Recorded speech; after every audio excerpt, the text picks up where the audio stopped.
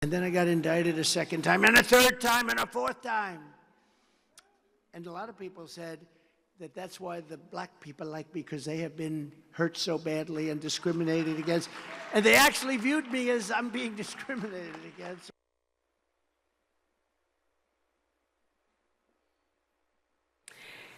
Can you get more insulting? Do you really think that people like you, because you were indicted, because there is some suggestion that's being made here that people see themselves in you? You know, he's a billionaire. He's had a great life. He's been president of the United States.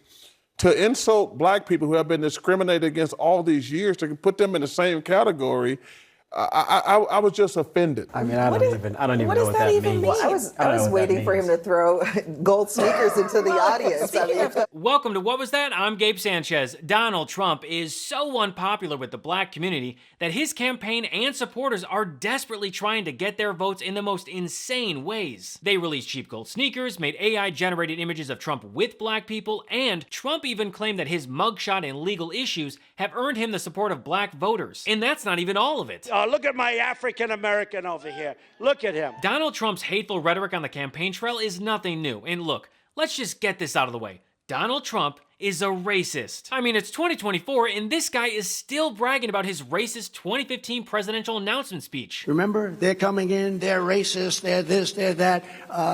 And they said rapists, too. I called them everything. You know who else is a rapist? You guessed it, Donald John Trump. That's right, Republicans. he's a rapist. Donald Trump's racist history is longer than the rap sheet of the Boebert crime family. The day he announced his candidacy in 2015, he made inflammatory remarks about Mexican immigrants. They're bringing drugs, they're bringing crime, they're rapists, and some, I assume, are good people. As someone from the Latino community, let me just be clear. Donald Trump can go himself. According to the New York Times, he complained that the 15,000 Haitian immigrants who received visas in 2017 all have AIDS. He said that once the 40,000 Nigerian immigrants given visas arrived in the U.S., they would never go back to their huts. Donald Trump referred to a Gold Star mother saying, look at his wife. She was standing there, just standing there. She had nothing to say. Maybe she wasn't allowed to have anything to say, implying that she was being silenced because of the family's Muslim faith. Also went after a U.S. district judge who presided over fraud allegations against Trump University, citing the judge's Mexican heritage. At a White House ceremony very recently honoring Navajo code talkers, the president used a nickname for Senator Elizabeth Warren that many people may have found offensive. He asked journalist White House correspondent April Ryan if she could help him set up a meeting with the Congressional Black Caucus. And during a presidential debate, he generalized the lives of minority communities. Or when Donald Trump referred to COVID-19 as The Chinese virus. and also the Kung flu. both are racist terms that tap into the kind of xenophobia that Trump launched his presidential campaign with back in 2015. And who could forget Trump's unhealthy obsession with President Barack Obama and the widely debunked birther conspiracy? No one is happier, no one is prouder to put this birth certificate matter to rest than the Donald. And that's because he can finally get back to focusing on the issues that matter.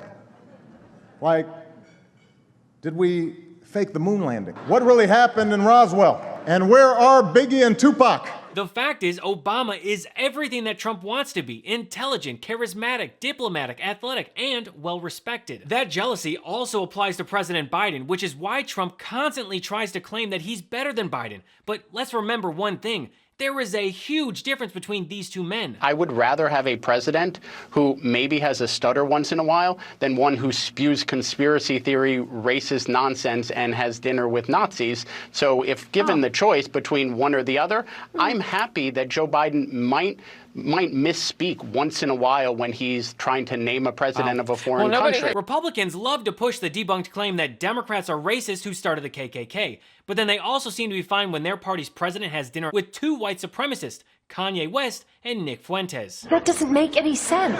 But the reason they support it is because racism is central to the GOP politics, especially for Donald Trump. President Biden is an empathetic leader who has been successful in his policies and is working to build our country back stronger. Trump, on the other hand, is a narcissist who left us with a shitty economy and no desire to handle a pandemic because, according to him, I don't take responsibility at all. Trump is all about hatred and division, which is not at all surprising when you remember that the orange bigot has been nothing but a xenophobic and racist asshole his entire life. And Trump doesn't just think that he's better than President Biden, but also Abraham Lincoln, especially when it comes to the black community. I say the fact is that I've done more for the black community than any president since Abraham Lincoln. I say it, nobody can dispute it. I've done more for black Americans than anybody with the possible exception of Abraham Lincoln. I think I've done more for the black community than any other president other than perhaps Abraham Lincoln, and I think it's true. I did more for the black community than anybody with the possible exception of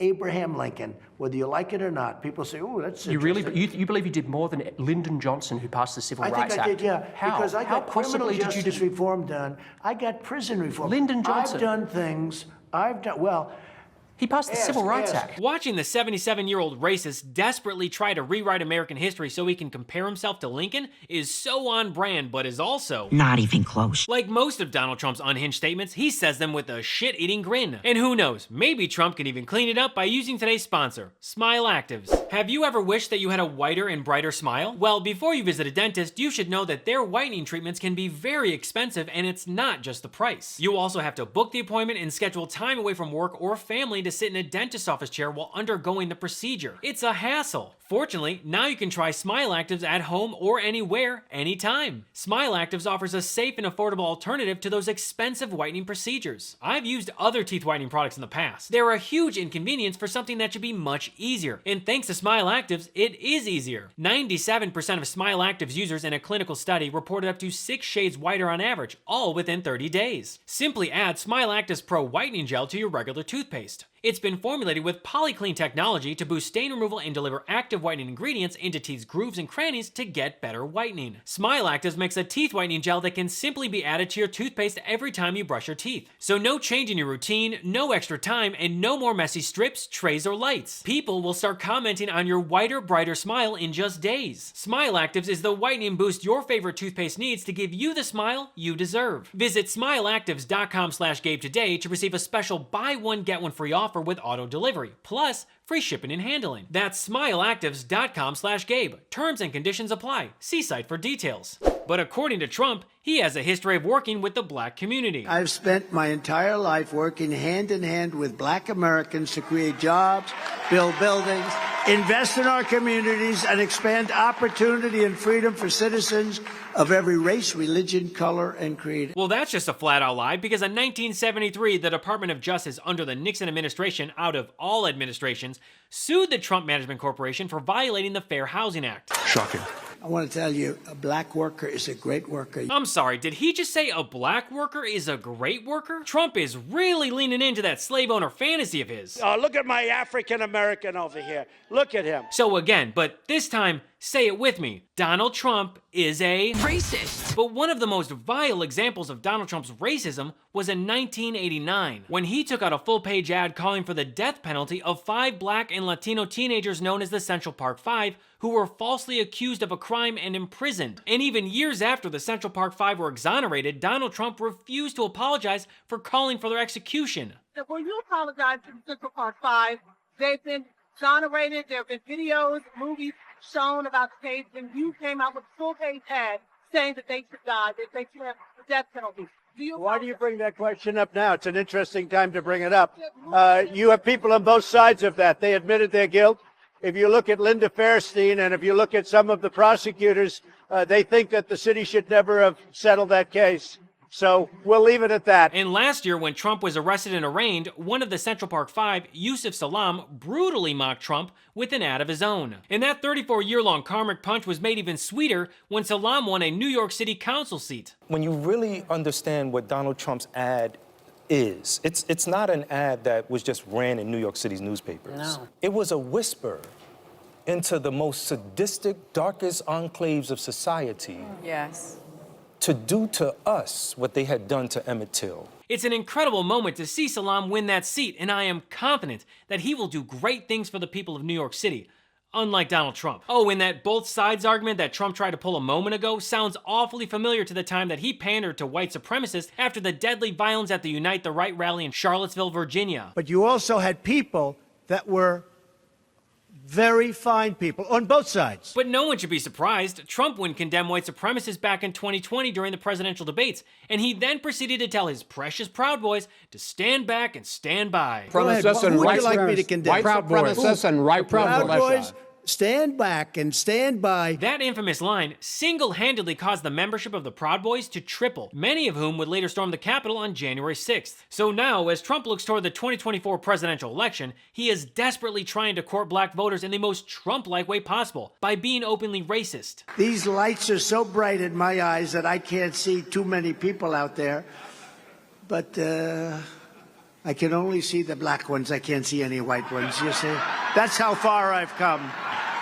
That's how far I've come. And if you think his speech somehow gets less racist, well, buckle up, because this thing goes off the rails fast, and it only gets worse. Then I got indicted a second time, and a third time, and a fourth time.